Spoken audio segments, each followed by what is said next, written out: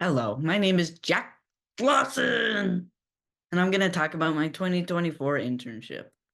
A little background first. I've spent a lot of time at Warner Park, and I have had some really awesome experiences. I've been kid of the game twice.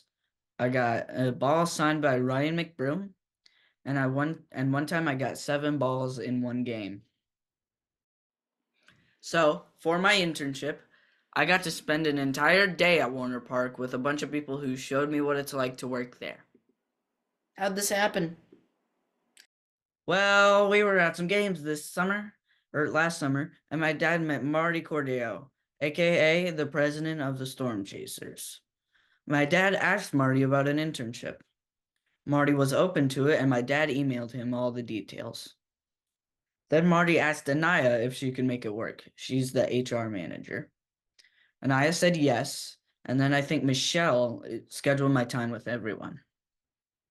The day of my internship, Sarah made sure everyone was there to meet me on time. I job shadowed with 10 people. There was a couple VPs, a director, and a bunch of managers. First up is Marcus Sabata, Vice President of Sales and Service. He helps Marty around the office, and a lot of his job is just planning and assisting with marketing. Next is Blake Paris, Director of Corporate Partnerships. Blake comes up with ideas for marketing. A lot of the team's marketing ideas actually come from other teams in the MILB and the MLB. An important part of his job is working with the corporate partners. A corporate partner is a company who supports the ballpark financially. And in return, Warner Park will put up signs and the company's logo to market them around the park. He went to school for psychology and sport management. Warner Park has a lot of corporate partners. Skylar also works with corporate partners. She's the manager of client activations. She makes sure the companies get the signs, pictures, and videos promised. She said the signs and videos for promotions should be colorful and big to make sure people notice them. I think she probably manages all the perks like the best seats for corporate partner employees. She went to school for global business. Next up is Anthony Getz, the events coordinator. He plans special events that aren't baseball or soccer. The main reason for these events is so that I can raise some extra money for baseball and soccer teams. Anthony went to school for human performance, sports marketing, and management. There's gonna be ball riding this time. This October. Next is David Franklin, the concession stands manager. He has to do the math for how much food they need to order for one night. He said he doesn't like math, which is sort of funny because it's an important part of his job. I was surprised about how much stuff goes into running a concession stand. There's a lot to think of. Next is Mitch Cunningham, retail operations manager.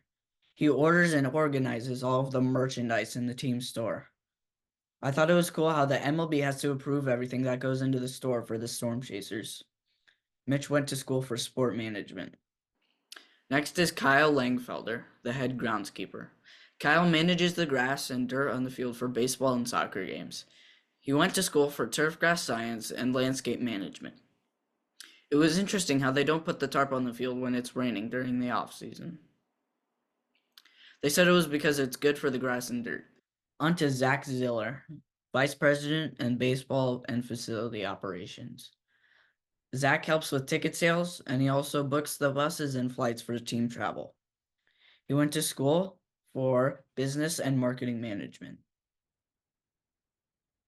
Zach has met some pretty cool people at work. This is Warren Buffett. These are my personal highlights. This is Alex Cedar, Creative Content Manager. Alex helps with advertising and controls the scoreboard during games. It was interesting how only one computer controls everything that happens on the scoreboard. He went to school for graphic design. Here's some examples of Alex's best work. And finally, this is Nicholas Batters, the broadcast and media relations manager. Nick sets up the live broadcast for each game. He also provides play-by-play of all home and away Storm Chasers games and also hosts the team podcast and produces content for marketing, broadcast, media relations, and social media. Most of the stats that he has stored go into a 200-page book, which he makes every season. He's in his mid-20s, but he already has a lot of experience because he started doing play-by-play while he was still in high school. Nick went to school for journalism and mass communication. Here's an example of Nick at work doing play-by-play. Wow! Sam Birch, the umpire, was right on top of that. Dave Novarito, Omaha's third base coach, can't believe it. Did he overslide the base, maybe? Edward Olivares, Omaha's DH. First pitch. While I was there, I learned a lot. There's grass named after Kentucky. I didn't know there was a soccer team. I'm sort of surprised there will be ball riding in October. Yeehaw. The entire scoreboard is controlled by one computer. I thought it would at least be 15. I didn't think marketing and journalism jobs would be interesting to me, but they are. When high school starts in the fall, I want to take some broadcasting and journalism classes.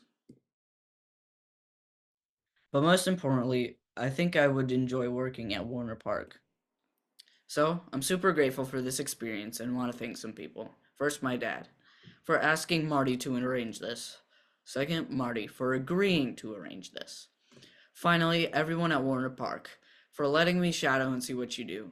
Next time I'm at a game, I'm going to look around and think of all of you, and that you're responsible for everything I see. Thanks for watching, and... the end!